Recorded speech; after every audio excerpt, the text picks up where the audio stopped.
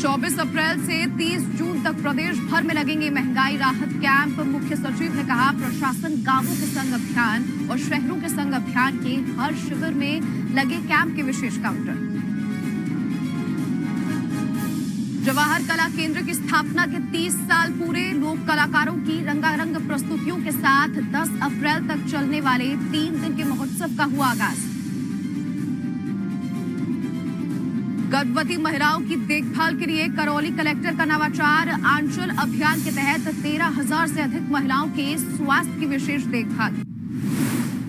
मुख्य सचिव श्रीमती उषा शर्मा ने निर्देश दिए कि 24 अप्रैल से 30 जून तक प्रदेश भर में महंगाई राहत कैंप के जरिए आम लोगों को राहत दी जाए। मुख्य सचिव ने कहा कि प्रशासन गांवों के संग अभियान और शहरों के संग अभियान में महंगाई से राहत कैंप के विशेष काउंटर लगाए जाएं। मुख्य सचिव ने कहा कि आमजन को सरकार की योजनाओं का जल्द लाभ मिले, इसके लिए सभी विभागीय अधिकारी और कलेक्टर आपसी समन्वय से जन कल्याणकारी योजनाओं का समयबद्ध क्रियान्वयन करें। मुख्य सचिव ने वीडियो कॉन्फ्रेंसिंग के माध्यम से सभी संभागीय आयुक्त, जिला कलेक्टरों के साथ बजट घोषणाओं से योजनाओं के संबंध में समीक्षा बैठक ली। जवाहर कला केंद्र की स्थापना के 30 साल पूरे होने पर स्थापना दिवस समारोह का आयोजन किया गया। 8 से 10 अप्रैल तक चलने वाले इस 3 दिवसीय उत्सव का शुभारंभ शनिवार को पर्यटन विभाग की प्रमुख शासन सचिव श्रीमती गायत्री राठौड़ ने डूडल वॉल पर शुभकामनाएं संदेश लिखकर किया। उन्होंने बच्चों के साथ केक काटकर सभी को बधाइयां दी। इस दौरान लोक कलाकारों ने कच्ची घोड़ी, शहनाई, कठपुतली, लोक नृत्य की प्रस्तुतियां भी दी। इस अवसर पर श्रीमती राठौड़ ने कहा कि जवाहर कला केंद्र देश का प्रमुख सांस्कृतिक केंद्र बनकर उभरा है। कलाकारों ने यहां से शुरुआत कर अहम मुकाम हासिल किए हैं। प्रदेश की लोक कला और संस्कृति को बढ़ावा देने और युवाओं को उनसे जोड़ने वाली गतिविधियों का भी यहां आयोजन किया जा रहा है। देखिए, जैसा आप सभी लोग यहाँ पे देख रहे हैं कि आज जवाहर कला केंद्र का 33वां स्थापना दिवस मनाया जा रहा है और जवाहर कला केंद्र अपने एक तरह से पूरे नॉर्दर्न इंडिया का एक बहुत ही इम्पॉर्टेंट सांस्कृतिक केंद्र के रूप में उभर करके आया है और बहुत सारे आर्टिस्ट ने अपनी, जिसको कहना चाहिए, शुरुआत यहाँ से करी है और आज उन्होंने नेशनल इंटरनेशनल लेवल पे अपना नाम बनाया है, ख्याति प्राप्त करी है। जवाहर कला केंद्र का जो उद्देश्य है वो काफ़ी मायनों में पूरा हो रहा है, लेकिन अब हमें बदलते हुए परिवेश के साथ यूथ की एक्सपेक्टेशंस को ध्यान में रखते हुए किस तरह से हम अपनी सांस्कृतिक धरोहर से यूथ को कनेक्टेड रखें, किस तरह से जो हमारी डाइंग आर्ट्स हैं, लोकल फोक आर्ट्स हैं, उसमें किस तरह से उनको उनके इंटरेस्ट के अकॉर्डिंग ट्रेन करें। इसके हिसाब से हम लोग अब ट्रेनिंग मॉड्यूल्स बना रहे हैं। अभी भी आप देख रहे हैं कि जो बच्चे आए हैं इनको अलग अलग, जैसे मोलेरा आर्ट है, कैलीग्राफी आर्ट है, इसमें ट्रेनिंग देने के अभी तो 3 दिवस के हैं। अभी गर्मी के दिनों में जब हमेशा जो समर कैंप्स होते हैं, इसमें हम लोग जो नए बच्चे हैं, छोटे बच्चे हैं, स्कूल गोइंग किड्स हैं, कॉलेज गोइंग किड्स हैं, उनको ध्यान में रखते हुए इस तरह के हम लोग ट्रेनिंग प्रोग्राम्स आयोजित कर रहे हैं। प्रदेश में कानून व्यवस्था को और अधिक मजबूत करने और आमजन तक सुगम पहुंच सुनिश्चित करने के लिए राज्य सरकार अहम फैसले ले रही है। इसी कड़ी में मुख्यमंत्री श्री अशोक गहलोत ने प्रदेश में नए पुलिस कार्यालयों, थानों और चौकियों को खोलने की मंजूरी दी है। उन्होंने कार्यालयों के लिए 1,369 पदों के सृजन और जरूरी संसाधनों के लिए लगभग 201 करोड़ रुपए की मंजूरी भी दी। प्राविधिक शिक्षा निदेशालय जोधपुर में अधिकारी वर्ग में पदोन्नति के अवसर बढ़ेंगे। इसके लिए मुख्यमंत्री श्री अशोक गहलोत ने संवर्ग के पुनर्गठन के प्रस्ताव को मंजूरी दी है। इसके तहत निदेशक प्रशिक्षण का 1 पद, संयुक्त निदेशक प्रशिक्षण के 14, उप निदेशक प्रशिक्षण के 26, सहायक निदेशक प्रशिक्षण के 15 पदों सहित कुल 56 नवीन पद सृजित होंगे। इससे लंबे समय से पदों के अभाव में उच्च स्तर पर पदोन्नति नहीं पा रहे अधिकारियों को अवसर मिलेंगे। साथ ही सुगठित कैडर की संरचना हो सकेगी। करौली जिले में गर्भवती महिलाओं के लिए विशेष स्वास्थ्य देखभाल अभियान आंचल शुरू किया गया।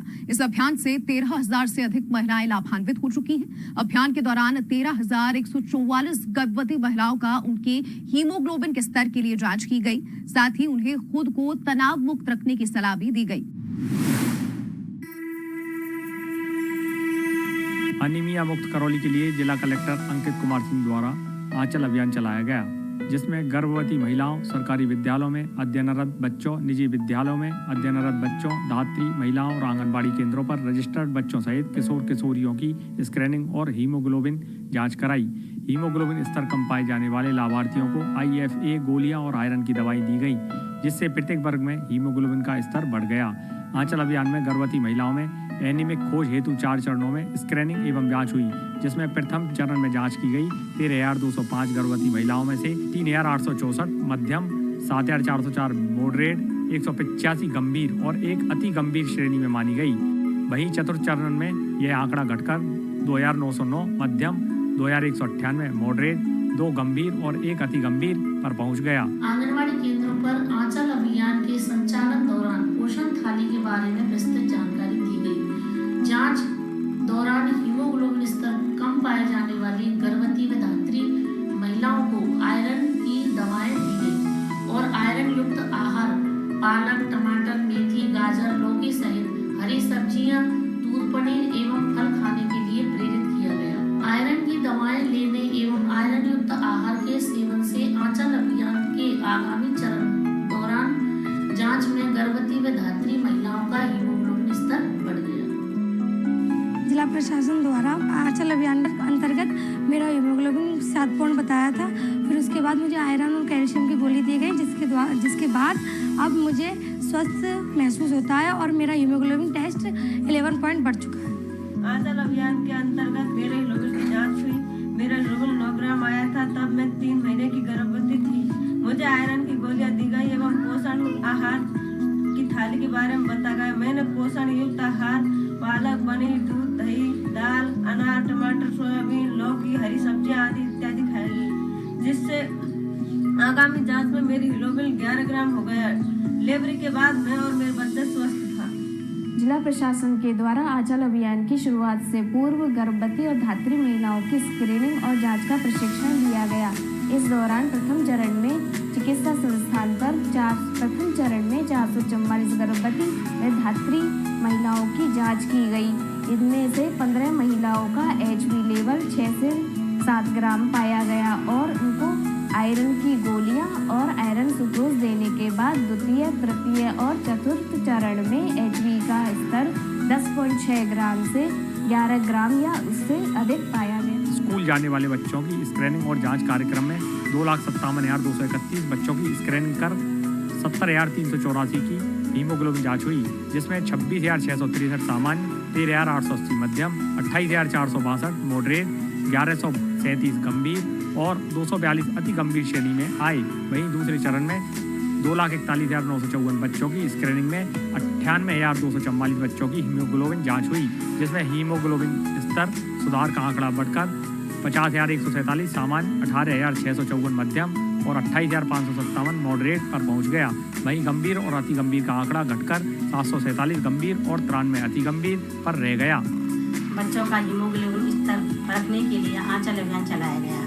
मैंने विद्यालय में एक दिन में 176 बच्चों की स्क्रीनिंग कर 45 बच्चों की जांच कराई। जांच में 2 बच्चों का हीमोग्लोबिन स्तर 9 ग्राम एवं 5 बच्चों का 10 ग्राम पाया गया। उन्हें आयरन की नीली गोली एवं गुलाबी गोली दी गई। दूसरे चरण में 2 बच्चों का हीमोग्लोबिन स्तर बढ़कर 11 एवं 5 बच्चों का हीमोग्लोबिन स्तर 12 ग्राम पाया गया। स्कूलों में हमारी खून की जांच हुई और हमें नीली गोलियां दी और हमने एनीमिया मुक्त करौली को भी एक अभियान चलाया हुआ है, जिसमें मंगलवार को शक्ति दिवस के नाम से हम लोग मनाते हैं, जिसमें आपको स्कूल के अंदर ही डिपेंडिंग ऑन कौन किस एज ग्रुप का है वो गोलियां भी दी जाती हैं। मेन जो हमारा उद्देश्य है कि जो आने वाली पीढ़ी है वो स्वस्थ रहे, अच्छी रहे और अच्छे जीवन को जी सके। जिले में पहले हीमोग्लोबिन जांच केंद्र की संख्या 62 थी, जो अब बढ़कर 332 हो गई है, जिससे आंचल अभियान में गर्भवती एवं धात्री महिलाओं और स्कूल न जाने वाले बच्चों को घर के समीप ही स्क्रीनिंग एवं हीमोग्लोबिन जांच सेवाएं प्राप्त हो पा रही है।